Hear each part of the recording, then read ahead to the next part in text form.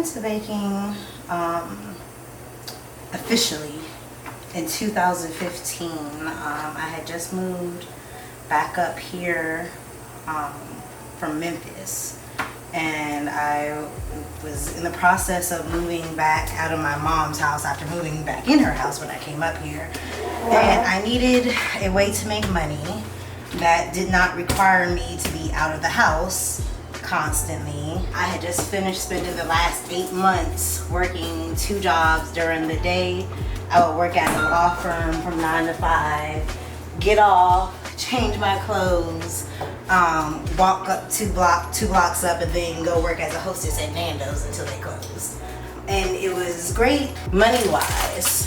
I managed to save like, I think it was $15,000 in 8 months, but I was never home.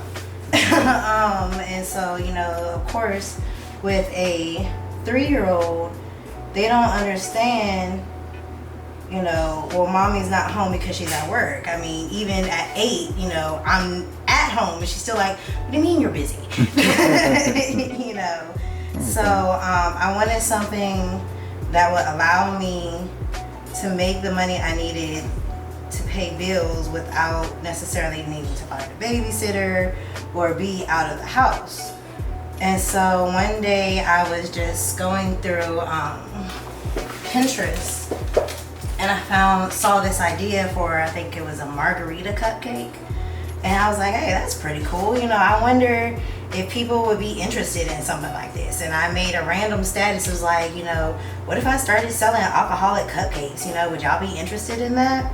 And people were like, oh yeah, I'd definitely be interested, blah, blah, blah. So I tried it out, and people were interested. And so for a while, I think maybe the first year or so, I only did cupcakes. And then I just kind of got bored with cupcakes. You know, cupcakes are cool, but there's only but so much that you can really do with them. And so I remember going to, I think it was like a sleepover at my best friend's house at the time, and I bought this little book, and it had different kid creep designs or whatever. And I was like, you know, guys, I decided I want to learn how to make cakes. You know, this is the type of stuff I want to learn how to make, so on and so forth. And I think that was maybe like 3 years ago.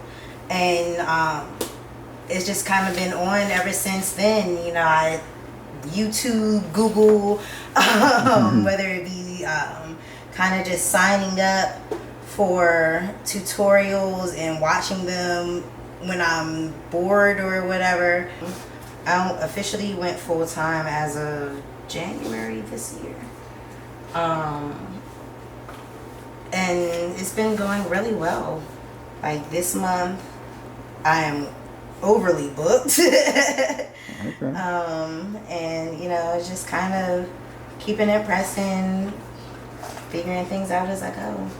I don't think I would say I have a favorite. I think right now the ones that I tend to make a lot of are the queen cakes. That's that one with the lady in the crown on top. I remember I remember the first fondant cake somebody hired me to make, and I felt so bad, and I still feel bad now that I think about it.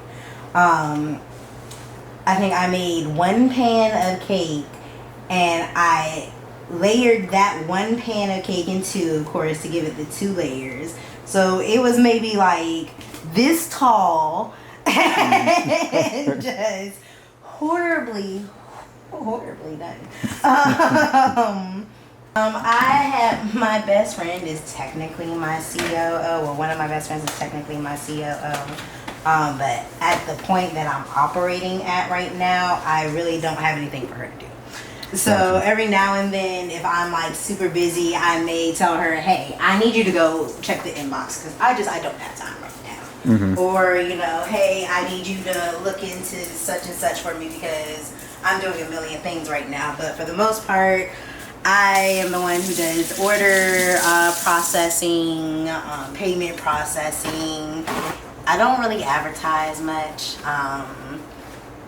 but posting on social media, creating everything, it's pretty much a one-woman show. A lot of people, when they are buying custom cakes, you know, they kind of scrunch their nose up at the price, and I'm like, well, you have to understand, you're not even necessarily paying for supplies or ingredients. What you're paying for is time. You know, it takes maybe 30 minutes to get the batter together, and then 45 minutes to 50 for it to bake, and then you have to let it cool enough to put it in the freezer, and then you have to let it freeze, and then, you know, then you come in and you crumb coat it, which is probably going to take you about 30 to 45 minutes, depending on how big your cake is. And that's just to even get it ready to be decorated. You know, you haven't even started doing this process here. And so, you know, a lot of people, you know, well, why are your cakes so expensive? I can go to Costco, and you can. You sure can. But, you know, it's not going to be made the way mine is. It's not going to be as meticulous or, you know, detailed. It's not going to be as personalized. But, you know, if that's what your budget is, cool. So this will probably, all in all, between baking and filling, crumb coating and decorating, probably, I'd say maybe 5 hours altogether, because it's a 2-tier. So, this is my top tier. I do wedding cakes, and bachelorette cakes. I don't think there's really any that I'm just like, no, I'm not doing that.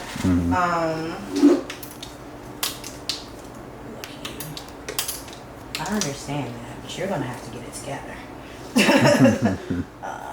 Somewhere in here. However, I am, because I see that it's having trouble, I'm gonna see if perhaps the buttercream method is a smarter application for these, because they don't seem to like the walnut very much. Although I've been kind of worrying about going to maybe take a pastry chef class course or something like that. Just because there's definitely value in what can be learned in culinary school, and, you know, methods, techniques, just technical things that you don't think of being an at-home or self-taught baker. But we'll see. Yeah. Right, and that's like I say, there's no shade at people that have gone to culinary school, because Lord knows, I'm sure it is challenging as hell. For me, once I got pregnant with my daughter, you know, it was like, oh, well, there's the finances for that. And then I just never really had the time to really go back to school full time. You better get the hell away. After that. And so for me, it's always been kind of, well, if you want to learn it, you better figure it out. And so what I've kind of gotten into recently within the last few months is, if I ever find myself just sitting down and not doing anything, which is rare in itself, but I like to just look up tutorials, or if I have when I have cakes coming up for the next week or whatever, I'll go through and I'll look at tutorials on how to do different ways to do them, you know. And what I've often have done is I'll go, if someone says, hey, I want a cake with such and such theme, I'll go on Google and I'll pull multiple images for inspiration, and I'll merge them, or I'll, you know, add my own touch or whatever. And that's how I kind of get some of my more wild creations, because it's a combination of so many things where I'm just like, that's freaking cool. That's freaking cool. Yeah. And yeah, it's just kind of worked out that way. My thing with Ayana is always, you know, I never want you to do something that you're not meant to do just because society says you're supposed to do it. So, you know, for me, find what makes you happy. Find, like, My feet be swollen, my ankles be swollen. I'm tired. I cannot believe I am up again after going to bed at 4. But I love what I do, and you can see it in stuff like this. Not a lot of people would say, okay, you should go from working as an EA at law firms and, nonprofit organizations to being a baker. And I'm like, screw you guys. I am happy. That's all that matters. I'm doing something where, I'm tired, but I love what I do. I'm proud of what I do at the end of the day. I can say, this is me. This is all me. This is something that I control instead of being controlled. And it's been a really great just life experience so far this year that I would definitely recommend for anyone that's willing to work for it.